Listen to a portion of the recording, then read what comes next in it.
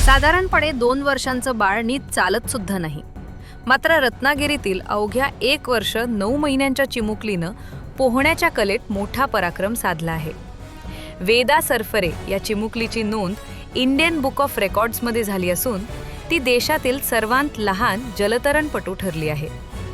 9 महिन्यांच्या वयात जिथे बहुतेक बाळं रडतात, चालणं शिकतात, तिथे वेदाचे पाय मात्र पाण्यात हलू लागले.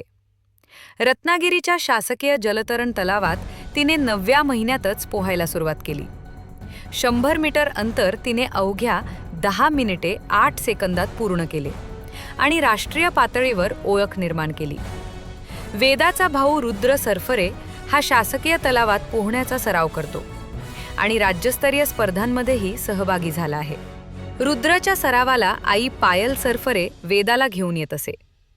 त्यावेळी आईच्या कंबरेवर बसून ती तलावातील मोठ्या पोहणाऱ्यांकडे निरखून पाहत असे. एके दिवशी प्रशिक्षक महेश मिल्के यांनी वेदाला पाण्यात सोडले आणि आश्चर्य म्हणजे ती रडली नाही. पाण्याशी मैत्री केली. हळूहळू तिचा आत्मविश्वास वाढला आणि आज ती तलावाच्या कठड्यावरून पाण्यात डोकावत उडी मारताना निर्धास्त दिसते.